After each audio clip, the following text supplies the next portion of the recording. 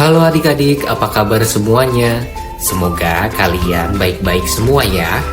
Sesuai janji aku akan melanjutkan penjelasanku mengenai Santo Santa yang dirayakan pada bulan Oktober.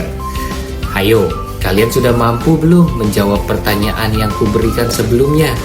Siapakah tokoh yang akan aku bahas di video kali ini? Yakin itu jawabannya? Yuk, kita langsung saja membahas tokoh tersebut.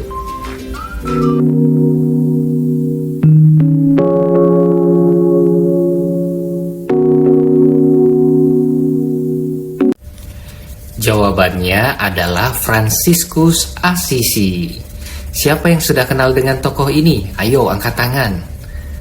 Wah, ternyata masih banyak ya yang belum mengenal Fransiskus Assisi. Sekarang mari kita lihat kisah hidup dari Santo Fransiskus Assisi. Fransiskus lahir pada tahun 1181. Ia adalah anak dari orang yang sangat kaya raya. Ayahnya bernama Pietro di Bernardone dei Morriconi. Susah ya menyebutkan nama ayahnya. Ayahnya berasal dari Italia. Dan dia adalah seorang pengusaha kain sutra yang sangat terkenal di kotanya. Sementara ibunya bernama Pica de Bourlemont.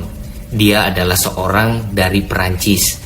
Maka kedua orang tua Fransiskus Assisi berasal dari Italia dan dari Perancis. Ketika dibaptis, ibunya memberi nama kepada Fransiskus Giovanni. Giovanni itu artinya Yohanes. Tetapi ayahnya sendiri akrab atau senang memanggil Fransiskus dengan sebutan Francesco.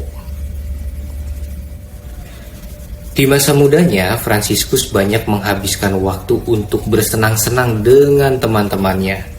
Dia adalah musisi dari aliran musik yang bernama Troubadour. Troubadour merupakan jenis musik yang berkembang di Perancis Selatan sekitar abad ke-11. Kalian tahu tidak teman-teman, kalau Fransiskus pernah menjadi tahanan perang yakni pada tahun 1202. Pada waktu itu ia ikut berperang melawan kota Perugia. Kota Perugia adalah salah satu kota yang berada di Italia. Ia ditangkap dan kemudian ia juga dipenjarakan. 3 tahun setelahnya, ketika ia sedang berdoa di kapel San Damian, ia melihat penampakan Tuhan Yesus yang berkata, Fransiskus, Fransiskus, pergilah dan perbaikilah rumahku yang rusak. Awalnya ia berpikir bahwa dia dipanggil untuk memperbaiki kapel San Damian itu, tetapi ternyata panggilan yang diberikan kepadanya jauh lebih besar. Nanti kita akan lihat kisahnya sama-sama. Berangkat dari pengalaman di kapel San Damian itu, Fransiskus mulai menghayati hidup miskin dan sebagai pendoa. Hal ini tentu saja tidak disenangi oleh ayahnya. Maka ayahnya menyeretnya kepada Uskup Assisi dan meminta agar Fransiskus dikembalikan ke rumahnya. Fransiskus menolaknya. Bahkan ia membuka pakaiannya sebagai tanda memutuskan hubungan dengan sang ayah dan tidak menerima harta warisan sedikit pun dari ayahnya.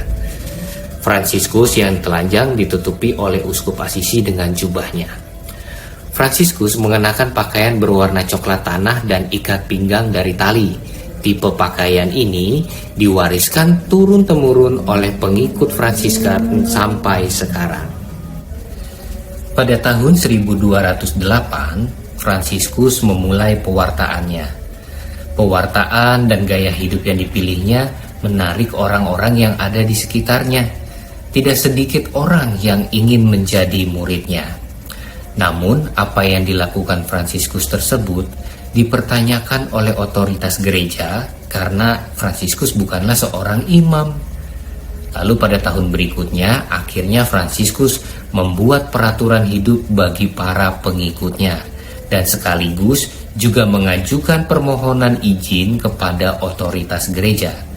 Tepat pada tahun 1223, Paus Honorius ketiga mengabulkan permohonan Fransiskus. Fransiskus Assisi memiliki kemampuan untuk berbicara dengan binatang. Wow, menarik sekali kan?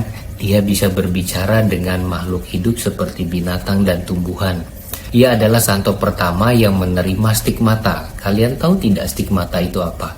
Stigmata itu adalah tanda 5 luka penyaliban Yesus. Jadi bekas-bekas paku yang dialami Yesus juga dialami oleh Santo Fransiskus Assisi ini. Fransiskus Assisi akhirnya wafat 3 Oktober 1226. Paus Gregorius IX menyatakan ia sebagai seorang santo bersama dengan Santa Katarina dari Siena. Ia diangkat menjadi pelindung kota Italia, dan Paus Yohanes Paulus II menyatakan ia sebagai santo pelindung ekologi. Menarik ya kisahnya teman-teman. Nah, sekarang aku mau tanya, siapa yang di sini punya hewan peliharaan di rumah? Kalau punya, jangan lupa dirawat baik-baik ya. Kalian yang di rumahnya juga punya tanaman, jangan lupa untuk menyirami dan memberi pupuk kepada mereka.